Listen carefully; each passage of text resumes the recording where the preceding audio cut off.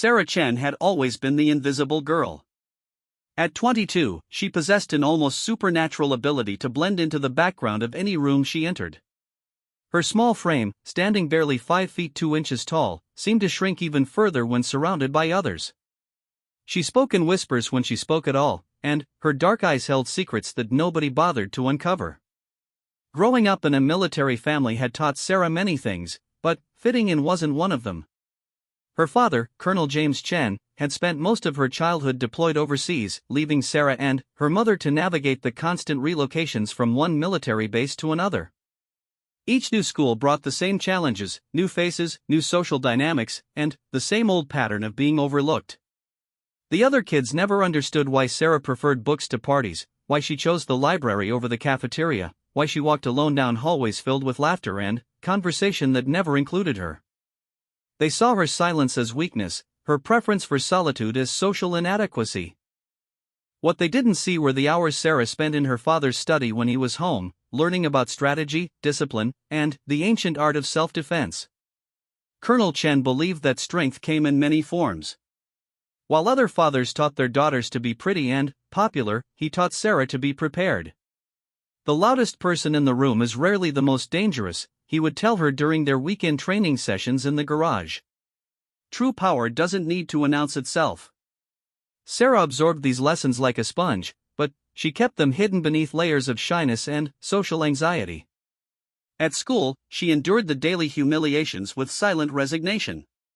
When Jennifer Morrison and her crew would knock her books to the floor, Sarah would quietly pick them up. When they called her mute girl or ghost face, she would simply look away and continue walking. The mockery followed a predictable pattern. During lunch, Sarah would find an empty table in the corner of the cafeteria, usually near the windows where she could watch the world outside while eating her sandwich in peace. But peace was a luxury rarely afforded to those who couldn't defend themselves socially. "Look, it's the statue," Jennifer would announce loudly enough for half the cafeteria to hear. "Does it even know how to talk, or did someone forget to install a voice box?" The laughter that followed these comments always made Sarah's cheeks burn with embarrassment, but she never responded. Her father's voice would echo in her mind, "Choose your battles wisely, Sarah. Not every provocation deserves a response." Teachers often overlooked Sarah's academic excellence because she never volunteered answers or participated in class discussions. Her grades were exemplary, but her presence was forgettable. During parent-teacher conferences, educators would struggle to provide meaningful feedback about a student who had somehow managed to be both present and absent simultaneously. Sarah's mother, Linda, worried constantly about her daughter's social development. "She needs friends," Linda would tell her husband during their rare phone conversations. "She needs to learn how to connect with people her own age." But Colonel Chen saw something different in his daughter. During his brief visits home, he noticed the way Sarah moved with unconscious grace, how she observed everything while appearing to notice nothing, how she processed information with analytical precision that reminded him of his best intelligence officers. "She's not broken, Linda," he would reassure his wife. "She's just different. Some people are built for noise and chaos. Others are built for precision and purpose." Sarah's high school years passed in a blur of academic achievement and social invisibility. She graduated valedictorian of her class, but nobody remembered her speech because she had declined to give one. Instead, she had quietly arranged for the salutatorian to speak in her place, preferring to remain in the shadows even during her moment of triumph. College brought new hopes for reinvention, but old patterns died hard. At the University of California, Sarah found herself once again relegated to the margins of campus life. Her dorm mates were friendly enough, but their attempts at inclusion felt forced and temporary. They would invite her to parties out of politeness, then forget she existed when she politely declined. Sarah's major in international relations and psychology seemed fitting for someone who spent so much time observing human behavior from the outside. She excelled in her coursework, particularly in classes focused on conflict resolution and cultural dynamics. Professors appreciated her thoughtful written analyses, even if they wished she would contribute more to class discussions. The university's martial arts club had caught Sarah's attention during the activities fair, but she had walked past their booth 3 times before finally working up the courage to sign up. Even then, she had done it anonymously, slipping her contact information into their sign-up box when no one was looking. Master Lu, the club's instructor, recognized something familiar in Sarah's tentative approach to training. He had seen many students over the years, some loud and aggressive, others quiet and focused. Sarah fell into a category entirely her own, silent but absorptive, gentle but determined. Martial arts is not about defeating others, Master Lu would tell his students. It is about understanding yourself and your capabilities. The greatest warriors in history were often the most peaceful, because they knew the true cost of conflict. Sarah took these lessons to heart, training with a dedication that impressed her instructor and puzzled her classmates. While others approached martial arts as a workout or a way to build confidence, Sarah seemed to view it as essential preparation for something undefined but inevitable. Her progress was remarkable but quiet. Sarah never sparred aggressively or showed off her developing skills. Instead, she absorbed techniques like a scholar studying ancient texts, treating each movement as a piece of knowledge to be catalogued and perfected. The other club members initially tried to include Sarah in their post-training social gatherings, but her polite rejections eventually led to a comfortable distance. They respected her dedication to training while accepting that she preferred to keep her martial arts practice separate from her social life. Sarah's college years established a pattern that would follow her into adulthood: excellence without recognition, competence without confidence, strength without swagger. She graduated magna cum laude with a degree in international relations, minors in psychology and Asian studies, and a black belt in 3 different martial arts disciplines that nobody at her graduation ceremony would have guessed she possessed. Her job search led her to a position with the Department of Defense as a cultural liaison specialist. The work involved briefing military personnel on cultural sensitivities and communication strategies for international deployments.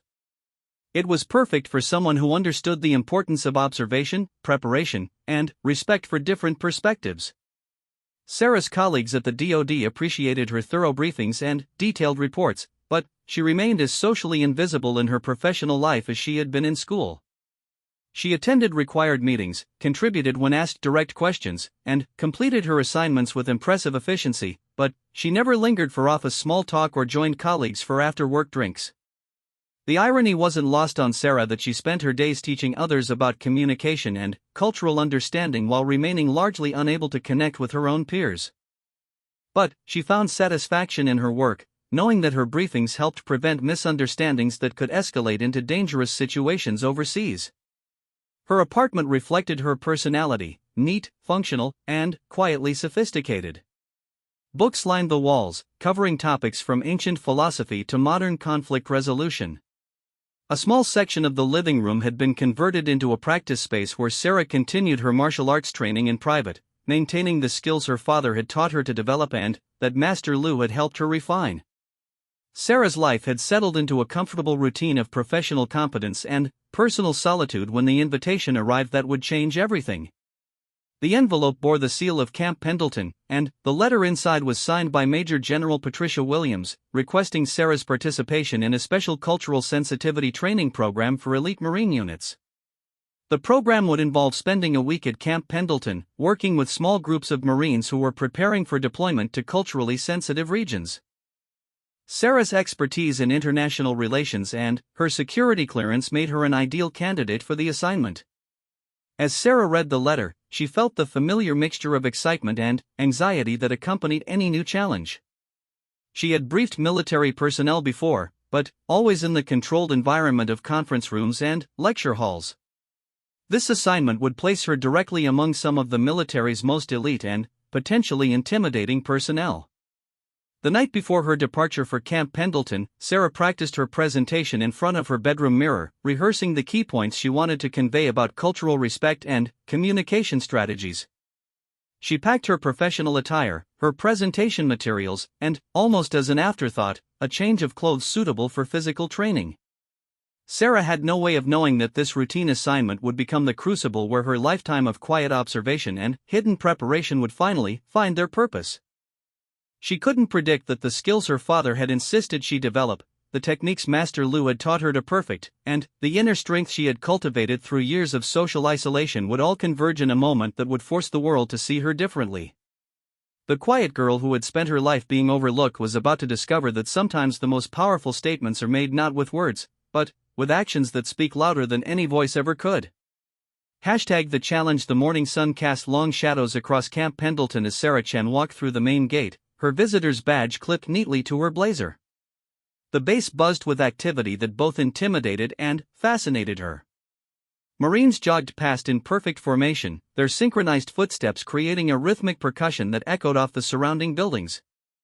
Vehicles moved with military precision, and everywhere Sarah looked, she saw examples of the discipline and order that her father had always spoken about with such reverence. Major General Williams met Sarah at the administrative building, and their initial conversation revealed both the scope and the challenge of her assignment. The Marines she would be working with were part of an elite reconnaissance unit preparing for deployment to Southeast Asia, where cultural misunderstandings had previously led to diplomatic incidents that threatened operational success. "These men are the best at what they do," General Williams explained as they walked toward the training facility. "They're tough, they're smart, and they're absolutely dedicated to their mission. But they're also young, confident, and sometimes that confidence can manifest as arrogance when dealing with civilian populations." Sarah nodded, making mental notes about the delicate balance she would need to strike between respecting their expertise while challenging their assumptions about cultural engagement. "I should warn you," General Williams continued, "this particular unit has a reputation for being skeptical of civilian consultants. They've been through cultural training before, and they tend to view it as a box to check rather than a skill to develop." The training facility was a large open space with classroom areas on one end and physical training areas on the other. As Sarah entered, she could hear the sound of intense physical exercise coming from the PT section, accompanied by the sharp commands of drill instructors and the responding shouts of Marines pushing themselves to their limits. Her assigned classroom was smaller than she had expected, designed for intimate group discussions rather than large lectures. Sarah spent the morning setting up her materials and reviewing her presentation notes, trying to anticipate the questions and challenges she might face from an audience known for their skepticism of outsiders. The 8 Marines who filed into her classroom just after lunch were exactly what Sarah had expected, yet somehow more intimidating than she had prepared for. Each man was a specimen of physical fitness and mental sharpness, their bearing reflecting years of elite training and operational experience. They moved with the confident swagger of individuals who had proven themselves in the most challenging circumstances imaginable. Staff Sergeant Mike Rodriguez was clearly the group's informal leader, a compact but powerfully built man whose presence commanded attention even when he wasn't speaking. Corporal James Tank Washington earned his nickname honestly, standing 6 feet 4 inches and carrying nearly 250 pounds of muscle with surprising grace. Sergeant Alex Mitchell possessed the lean build of a distance runner but carried himself with the alertness of someone constantly ready for action. The others were equally impressive. Corporal Danny Kim, whose quick wit and sharp intelligence made him the unit's communications specialist, Lance Corporal Marcus Thompson, whose calm demeanor masked an analytical mind that excelled at tactical planning, Private First Class Tyler Brooks, the youngest member of the group but already showing the leadership potential that had earned him his place among these elite operators, Sergeant Chris Parker, whose technical expertise with weapons and equipment was legendary throughout the unit, and Corporal Sam Foster, whose language skills and cultural knowledge made him invaluable for overseas operations. Sarah introduced herself with the same quiet professionalism she had developed over years of similar briefings, but she could immediately sense the group's collective skepticism. Their body language spoke volumes, arms crossed, leaning back in chairs, exchanging glances that suggested they were already planning what they would do with the time they considered wasted. "Good afternoon," Sarah began, her voice carrying clearly through the room despite its soft tone. "I'm Sarah Chen, and I'll be working with you this week on cultural engagement strategies for your upcoming deployment." Staff Sergeant Rodriguez raised his hand with mock formality. "Ma'am, with all due respect, we've been through cultural training before. We know not to disrespect local customs and to work with interpreters. Is there something specific you're going to teach us that we haven't already covered?" Sarah had encountered this attitude before, though rarely so directly expressed. She recognized the challenge inherent in Rodriguez's question. He wasn't just asking for information, he was testing whether she understood the reality of their work and whether she had anything valuable to contribute. "That's a fair question, Staff Sergeant," Sarah replied calmly. You're right that you've covered the basics of cultural respect and interpreter protocols. What I'd like to focus on are the subtle communication dynamics that can make the difference between successful community engagement and unintentional escalation. Corporal Washington shifted in his seat, his massive frame somehow managing to convey skepticism through posture alone. Ma'am, no offense, but have you ever been deployed? Have you ever had to deal with hostile populations or navigate situations where cultural misunderstanding could get people killed? The question hung in the air like a challenge. Sarah could feel all 8 Marines watching her response, evaluating not just her answer but how she handled the pressure of their collective scrutiny. This was clearly a test, and how she responded would determine whether they would give her their attention or simply endure her presence. No, Corporal Washington, I haven't been deployed in a combat role, Sarah answered honestly. But I have spent considerable time studying the after-action reports from cultural incidents that escalated unnecessarily, and I've interviewed dozens of Marines who have dealt with the consequences of those escalations. She moved to the whiteboard and began sketching a simple diagram. What I've learned is that most cultural conflicts don't start with major misunderstandings. They begin with small assumptions, subtle nonverbal cues, and communication patterns that gradually build tension until someone feels disrespected or threatened. Sergeant Mitchell leaned forward slightly, showing the first sign of genuine interest from the group. Can you give us a specific example? Sarah described an incident from Afghanistan where a Marine unit's attempt to establish community relations had failed because they had unknowingly violated local protocols about eye contact with women, leading to a breakdown in trust that took months to rebuild. She explained how understanding these nuances could have prevented the entire escalation. That's interesting, Corporal Kim admitted, but how do we balance cultural sensitivity with operational security? Sometimes we can't afford to spend time worrying about whether we're following every local custom. The question opened the door to a more substantive discussion, and, for the next hour, Sarah found herself engaged in a genuine dialogue with the Marines about the practical challenges of cultural engagement in operational environments. Their questions were intelligent and, based on real-world experience, and Sarah found herself drawing on every aspect of her training to provide useful, actionable insights. As the afternoon progressed, the Marines' initial skepticism began to give way to grudging respect for Sarah's knowledge and preparation. She demonstrated an understanding of military operations that surprised them, and her cultural insights were clearly based on extensive research rather than academic theory alone. However, their fundamental assessment of Sarah herself remained unchanged.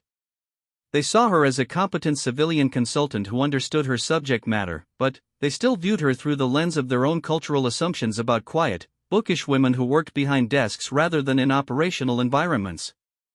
During a break, Sarah overheard fragments of their conversation that revealed their true opinions. She knows her stuff, Rodriguez acknowledged to Washington, but she's exactly what you'd expect from a DoD cultural specialist. Probably never thrown a punch in her life. Nothing wrong with that, Washington replied diplomatically, but it's hard to take advice about handling tough situations from someone who probably gets nervous ordering coffee.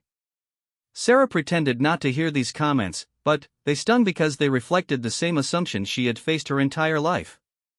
Even when people recognized her competence, they still saw her as fundamentally weak, unsuited for anything requiring physical courage or the ability to handle confrontational situations. The next 2 days followed a similar pattern. Sarah delivered excellent training sessions that provided genuine value to the Marines, and they responded with professional attention and thoughtful questions. But, underneath their courteous behavior, she could sense their persistent belief that she was essentially a fragile civilian who needed protection from the real world they inhabited. This perception was reinforced by Sarah's behavior outside the classroom. During meals in the mess hall, she sat alone unless invited to join conversations, and, even then, she contributed minimally to discussions about training exercises, deployment experiences, or military culture. When the Marines engaged in physical training or combat exercises, Sarah observed from a distance, clearly out of place in an environment defined by physical prowess and aggressive competition. The Marines weren't intentionally cruel, but they also weren't particularly careful about hiding their assessment of Sarah's limitations. They would make casual comments about civilian consultants and desk jockeys that weren't specifically directed at Sarah but clearly included her in their scope. They would reference experiences and challenges that they assumed she couldn't understand, and they would discuss training exercises and physical challenges in ways that unconsciously excluded her from their world.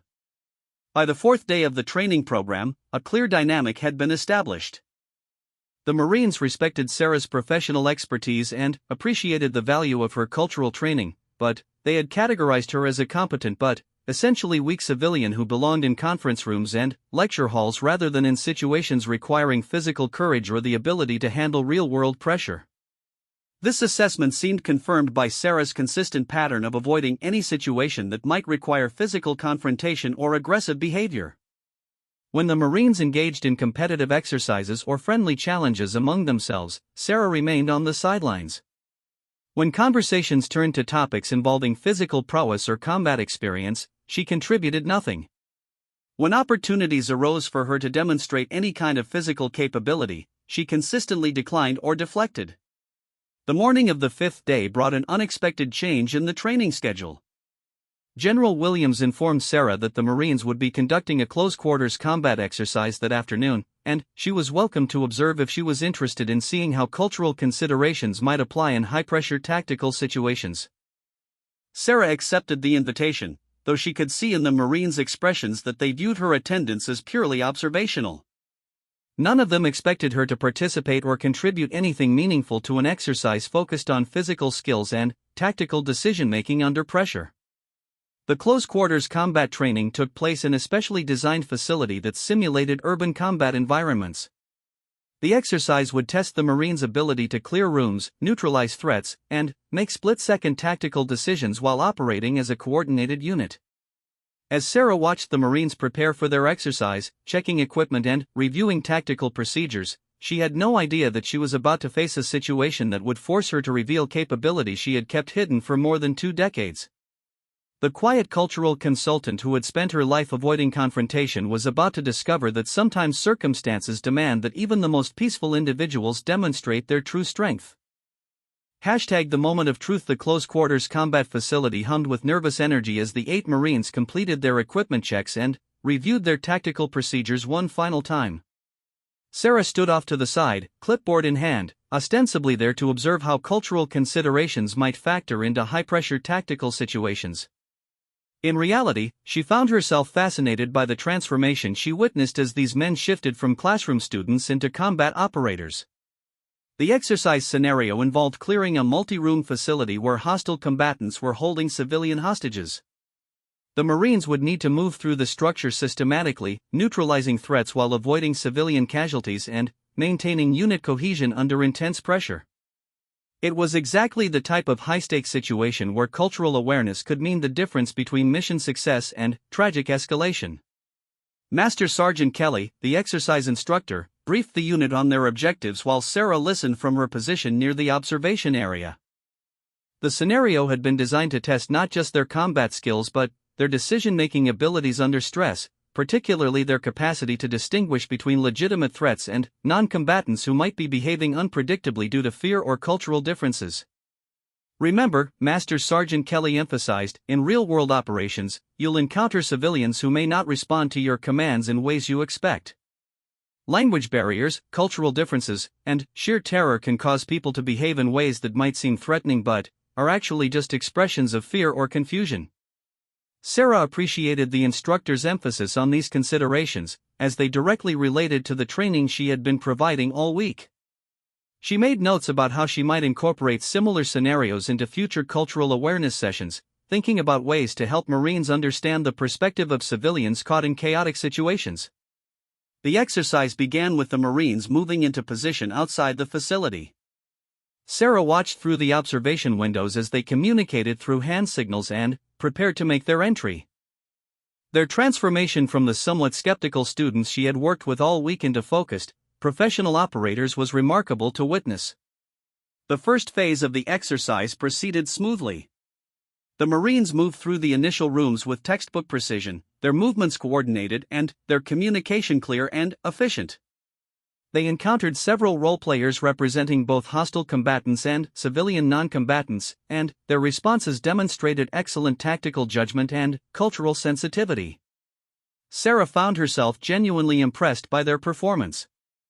The same Marines who had questioned the value of cultural training were now demonstrating sophisticated understanding of how to interact with simulated civilians while maintaining tactical security.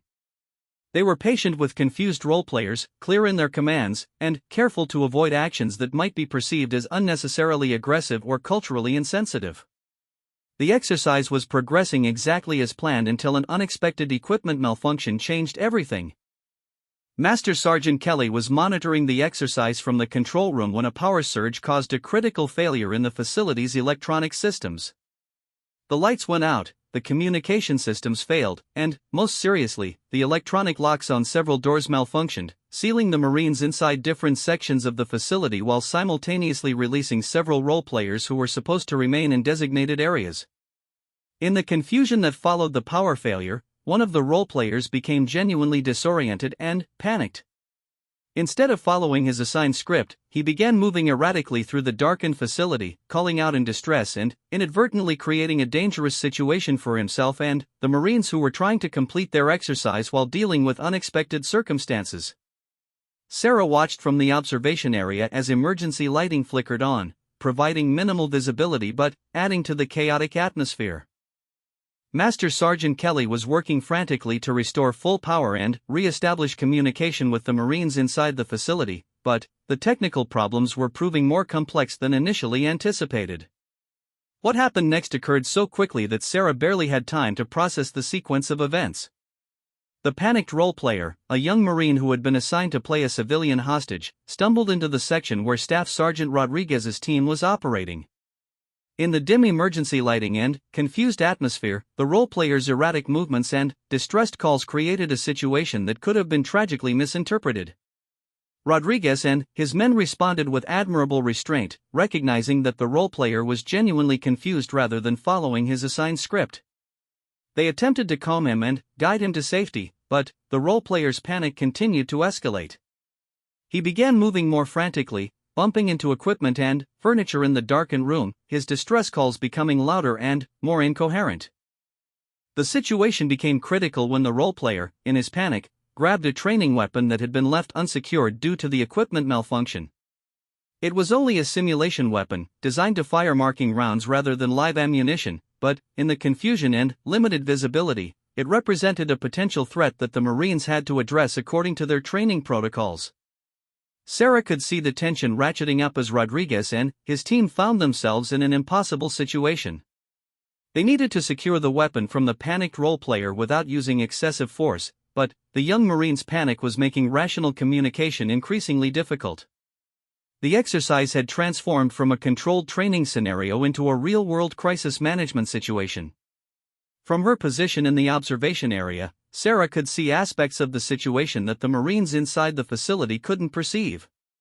She noticed that the role-player's panic was being exacerbated by claustrophobia brought on by the power failure and emergency lighting. She recognized signs of a full-blown panic attack that was making the young Marine incapable of responding rationally to verbal commands.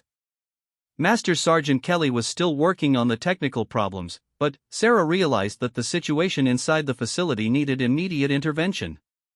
The Marines were handling the crisis professionally, but their training had prepared them to deal with hostile combatants or cooperative civilians, not with someone experiencing a genuine psychological emergency in a confined space. Without fully considering the implications of her decision, Sarah moved from the observation area toward the facility entrance. Master Sergeant Kelly looked up from his technical diagnostics as she approached. "Ma'am, you need to stay in the observation area until we get this situation resolved," he said firmly but politely. "That Marine is having a panic attack," Sarah replied, her voice carrying an authority that surprised both herself and the instructor. "He's not going to respond to standard de-escalation techniques while he's in that psychological state." Kelly hesitated, clearly torn between his responsibility to maintain safety protocols and his recognition that Sarah might have insights that could help resolve the crisis. "Ma'am, I appreciate your concern, but this is a tactical situation that needs to be handled by trained personnel." Sarah understood his position, but she could see through the facility's windows that the situation was continuing to escalate. The role-player's panic was affecting the Marines as well, creating stress and tension that could lead to poor decisions if the crisis wasn't resolved quickly. Master Sergeant, Sarah said, her voice remaining calm but gaining intensity, I have training in crisis psychology and de-escalation techniques. I can help that Marine before this situation becomes something nobody wants to deal with. Kelly looked at her skeptically. The quiet cultural consultant who had spent the week delivering classroom presentations hardly seemed like someone equipped to handle a high-stress tactical situation.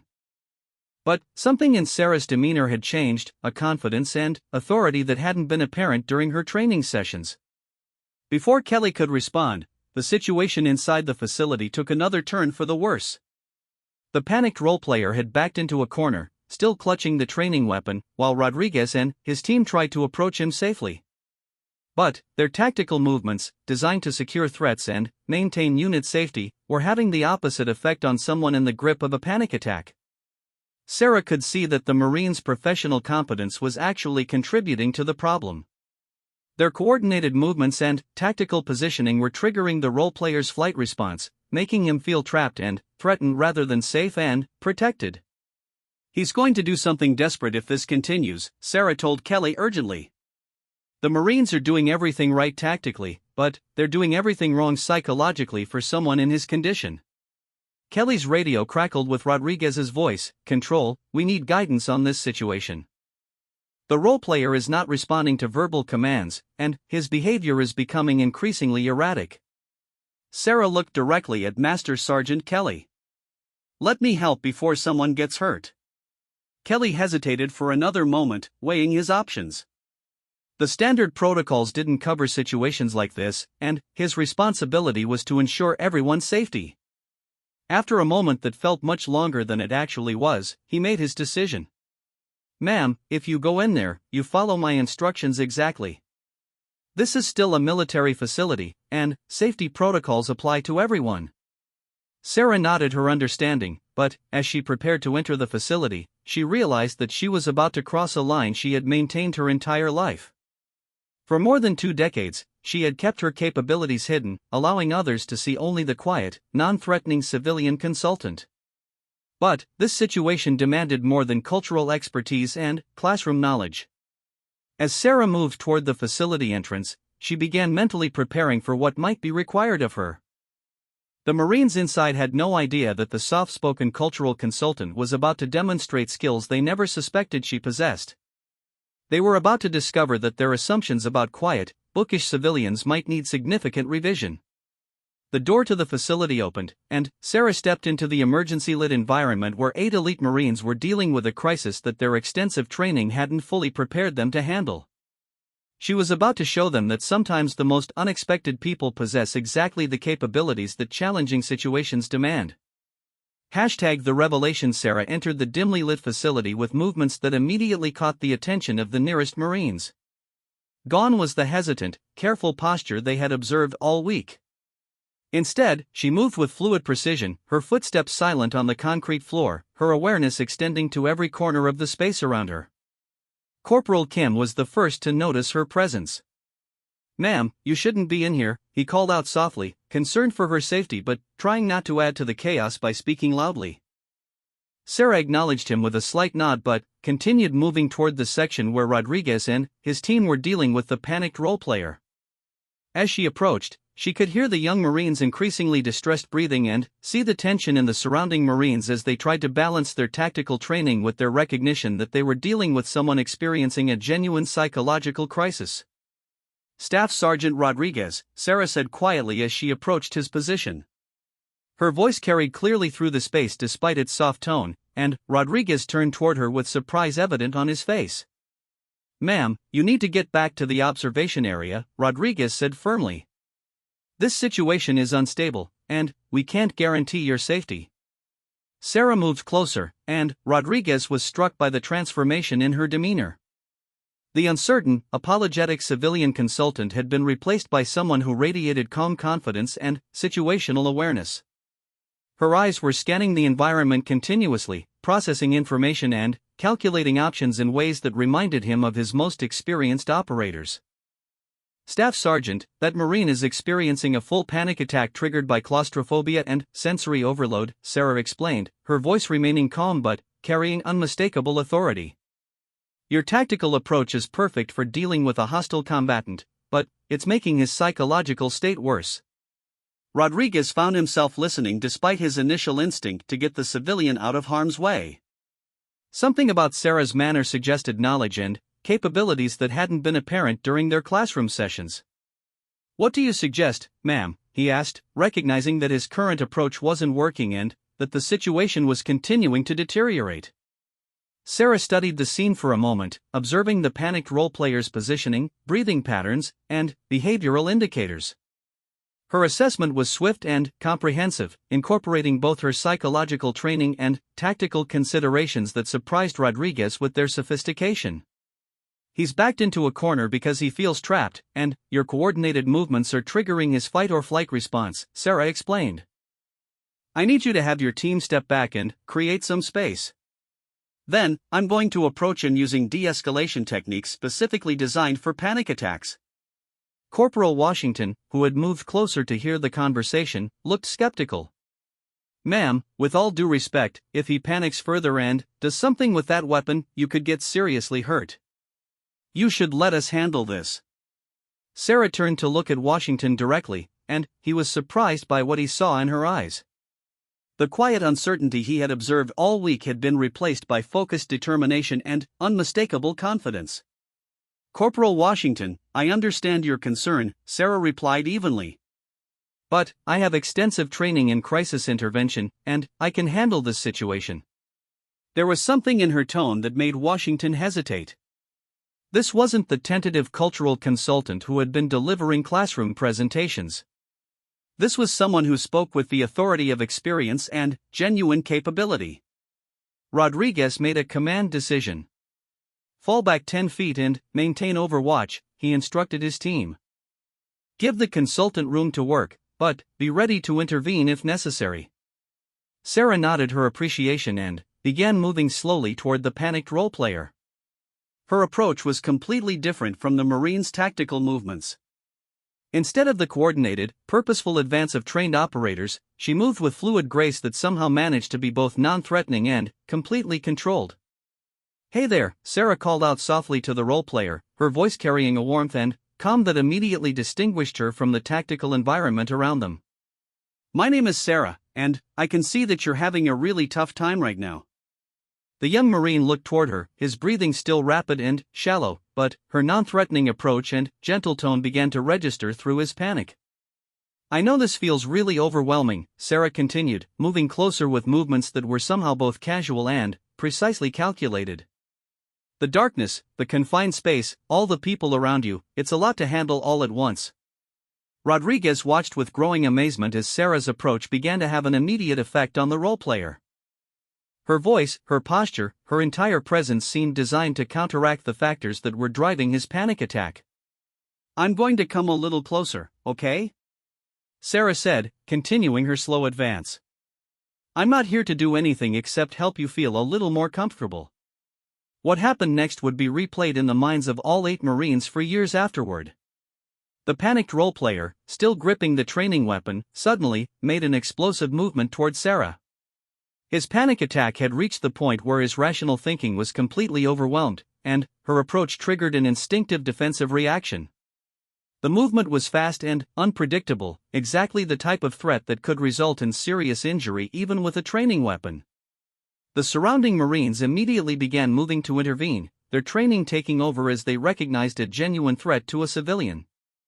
But what they witnessed in the next 3 seconds challenged everything they thought they knew about Sarah Chen. The panicked Marines' lunge toward Sarah was met not with the frightened retreat they expected, but with a response that demonstrated combat skills they never could have imagined. Sarah's movement was so fluid and precise that it seemed almost choreographed, but the devastating effectiveness was unmistakably real.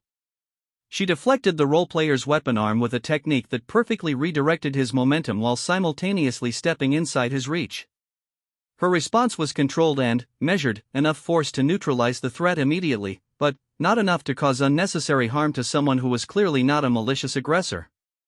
The panicked Marine found himself on the ground, completely immobilized but uninjured, with the training weapon secured and his panic attack beginning to subside as Sarah's calm presence and controlled response helped restore his rational thinking. But Sarah wasn't finished. The Marines who had been moving to intervene found themselves facing something they had never encountered before. In the span of the next 27 seconds, Sarah demonstrated capabilities that redefined their understanding of what was possible. Corporal Kim reached her first, moving with the speed and aggression of an elite operator attempting to secure what he perceived as a chaotic situation. Sarah's response to his approach was a textbook demonstration of defensive tactics that neutralized his advance while simultaneously positioning her for the next threat. Sergeant Mitchell and Corporal Washington moved to flank her from opposite sides, their coordination reflecting years of training and operational experience. Sarah's counter was a flowing sequence of movements that seemed to anticipate their tactics before they fully committed to them. Private First Class Brooks attempted to use his size advantage to overwhelm her with a direct approach, while Lance Corporal Thompson tried to capitalize on what he thought was Sarah's focus on Brooks. Both Marines found themselves neutralized by techniques that were so precisely executed they seemed almost effortless. Staff Sergeant Rodriguez, Sergeant Parker, and Corporal Foster coordinated their approach, using their combined experience to create what should have been an overwhelming tactical advantage. Instead, they discovered that Sarah's defensive capabilities extended far beyond anything their experience had prepared them to encounter. Each Marine was neutralized with techniques that demonstrated not just exceptional skill, but an understanding of their individual approaches and capabilities that suggested Sarah had been observing and analyzing their methods throughout the week. Her responses were perfectly calibrated, enough force to end each engagement definitively, but not enough to cause any actual injury. The entire sequence lasted exactly 30 seconds from the moment the first Marine began moving to intervene until the last one found himself immobilized on the training facility floor. 8 elite Marines, each representing years of the military's finest training and operational experience, had been systematically neutralized by the quiet cultural consultant they had spent the week categorizing as a fragile civilian. As the emergency lighting cast eerie shadows across the training facility, Sarah stood in the center of the room, breathing normally and completely controlled, while 8 of the Marine Corps' finest operators lay scattered around her, none injured but all completely immobilized by techniques that had been applied with surgical precision. The silence that followed was profound. Master Sergeant Kelly's voice crackled through the facility's communication system, but he seemed unable to find words for what the monitoring equipment had recorded. The role player who had triggered the entire sequence was sitting quietly against the wall, his panic attack subsided, looking around with confusion at the scene that had unfolded around him. Staff Sergeant Rodriguez was the first to speak. "Ma'am," he said from his position on the floor, his voice carrying a mixture of respect, amazement, and complete bewilderment, "who the hell are you?" Sarah looked around at the Marines she had just neutralized, her expression returning to the calm, professional demeanor they had known all week. But now that demeanor carried an entirely different meaning. What they had interpreted as uncertain shyness was revealed to be the quiet confidence of someone who had never needed to prove anything to anyone. "I'm Sarah Chen," she replied simply, beginning to help Rodriguez to his feet. "I'm a cultural consultant with the Department of Defense, just like I told you on Monday." Corporal Washington accepted her assistance in standing up, his massive frame moving with obvious discomfort that had nothing to do with physical injury. "Ma'am, that's not what I mean, and you know it." "Where did you learn to do that?" Sarah helped each Marine to his feet before answering. Her movements remained fluid and controlled, but now the Marines recognized the unconscious grace they had observed all week as evidence of training and capability rather than simple femininity. "My father is Colonel James Chen, currently stationed at Fort Bragg," Sarah explained as she assisted Sergeant Mitchell. "He started teaching me martial arts when I was 5 years old. I'd been training consistently for 17 years. 17 years? Corporal Kim asked, working to restore feeling to his temporarily paralyzed arm. "What styles?" "Primarily Krav Maga, Brazilian Jiu-Jitsu, and traditional karate," Sarah replied. "But I've also studied Aikido, Muay Thai, and some military combatives techniques that my father thought would be useful." Lance Corporal Thompson shook his head in amazement. "Ma'am, I've been training in martial arts for 8 years, and I've never seen anything like what you just did. That wasn't just knowing different styles, that was reading all of us individually and countering our specific approaches." Sarah's explanation was matter of fact, delivered in the same calm tone she had used throughout the week. Part of my training involved studying different fighting styles and tactical approaches so I could develop appropriate defensive responses. When I've been observing your training exercises this week, I was also analyzing your individual movement patterns and combat preferences. The implications of her statement began to sink in for the Marines. The quiet cultural consultant who they had assumed was out of place in their tactical environment had actually been conducting her own professional assessment of their capabilities and methods. "So while we were thinking you didn't belong here," Rodriguez said slowly, "you were actually studying us like we were training exercises?" Sarah's slight smile was the first genuinely relaxed expression the Marines had seen from her all week. "Not exactly like training exercises, Staff Sergeant. I was observing you as professional operators while also preparing for the possibility that I might need to defend myself if a training situation went wrong." Corporal Foster, who had been unusually quiet during the exchange, finally spoke up. "Ma'am, why didn't you tell us about your background? Why let us think you were just a civilian academic?" Sarah's expression became more serious as she considered her answer. "Because my job is to teach cultural awareness and communication strategies, not to impress people with martial arts skills. My father taught me that competent people don't need to advertise their capabilities." Master Sergeant Kelly's voice came through the communication system again, clearer this time. "All personnel maintain positions while we restore full power and complete safety checks." As the Marines waited for the facility systems to be restored, they found themselves looking at Sarah with completely different eyes. The transformation wasn't just in how they perceived her capabilities, but in how they understood her entire approach to their training week. "Ma'am," Washington said thoughtfully, "when you were teaching us about cultural assumptions and communication strategies, were you using us as examples?"